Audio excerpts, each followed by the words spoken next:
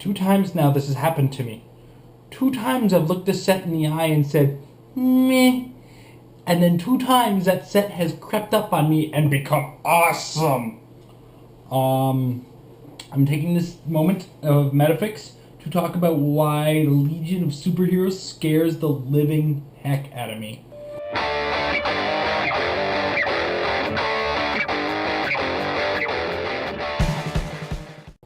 Yeah, this set came out of nowhere.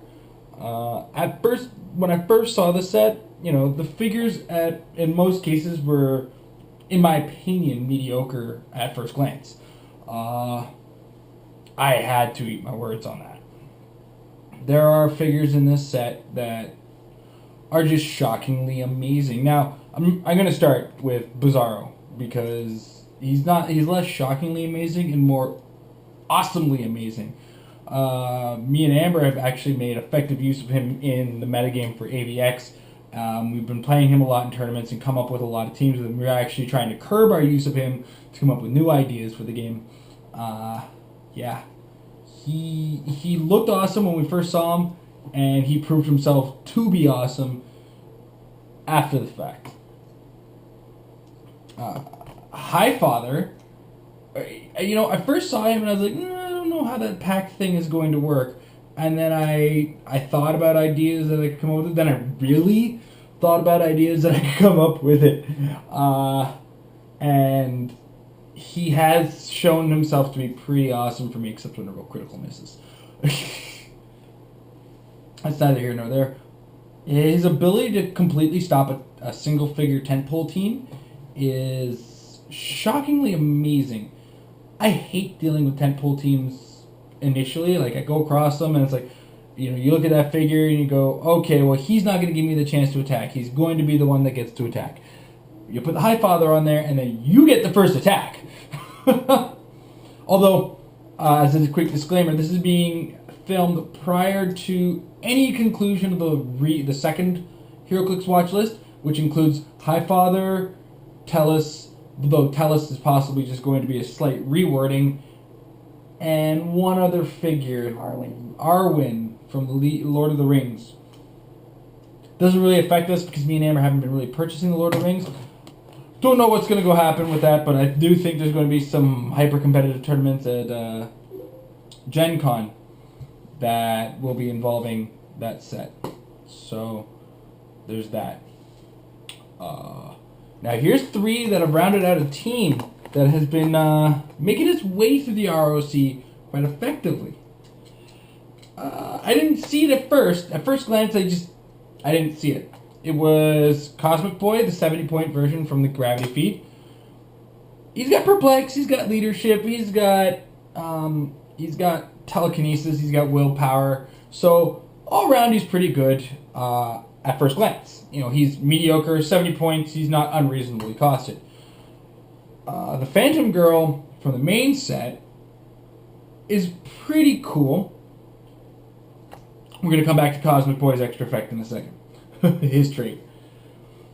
Phantom Girl's pretty cool in the fact that she can move through things and, you know, stop them from using relics and resources. Well, this is getting really good. And she's got phasing with a 12 movement. We'll combine these two and she can swing around and stop Book of Skulls teams, maybe. And then you got White Witch, who stops extra free actions. So you can imagine how this is starting to come together. White Witch is there to full-blown stop your opponent's extra free actions, and should she choose to attack, turn into Black Witch, I mean, there's nothing wrong with that. Plus, if she were to come on the board, oh, I don't know, that Mystical might be come in handy with these, you know, wild card figures. But another thing about this team, and that's really effective, is Cosmic Boy comes with a neat little ability that allows you to, when you're building your team, include a figure 50 points or less, and have them include the Legion of Superheroes team ability. Do you know who's 50 points or less? Split Lip. Okay, sorry. He's part of a 50-point addition to your team. Because he always comes with Book of Skulls. So, combine this. Now, One of the neat things about Phantom Girl is her move through character's ability, where she gets an attack, allows a close combat action. This is not hypersonic, where you're allowed a close combat attack specific. You're allowed a close combat action, which, armed with Scotty's hammer, gives her exploit weakness. In addition to which, now, in this case, it's not really going to come up, but one of the things to think about, too, is Phantom Girl, her close combat attack doesn't occur until after her movement is complete. Now, correct me if I'm wrong, WizKids, but after I'm done my movement and then I make a close combat attack, if I happen to be next to a character with Empower, nowhere near the character I'm about to attack, doesn't that seem a little awesome?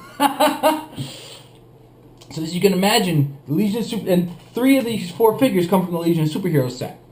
Technically, the split lip kind of puts it together, gives you that extra mobility with the hammer and the extra uses out of the character. But those 3 characters on their own add up to pretty awesome. You could probably include a Phoenix Force with that and still be pretty comfortably okay. So, those characters, White Witch included, all very scary in the upcoming metagame.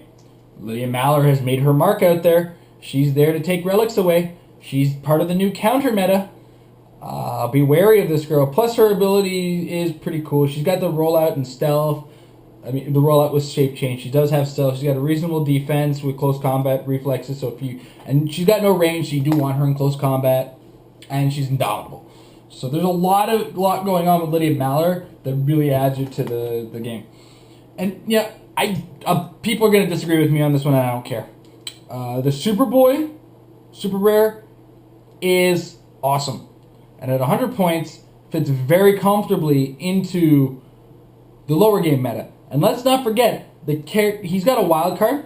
He does have the the Superman ally team ability, which gives him the ability to see through hindering terrain. He's got traded super strength and the ability to give adjacent lower point characters willpower. Now, one of the things to note about the willpower is, one of those things we learned from a comment on the video, we had to do our research, and I think we fumbled this once with the Black Panther, this guy right here. Willpower triggers at the end of the action, so you do have to end the action next to the Superboy, but, if I was to make a slight modification to the team I mentioned before, we're still looking pretty solid with some, willpower-y Superboy, Cosmic Boy, Phantom Girl action. So Superman and Legion of Superheroes as a whole, I think, has made a significantly bigger impact on the metagame than Amazing Spider-Man before or Invincible Iron Man before that. Batman had an effect for a little while until No Man's Land finished and the Heroes for Hire Team ATA showed up, though those are no longer issues with all the big changes they've made in recent days.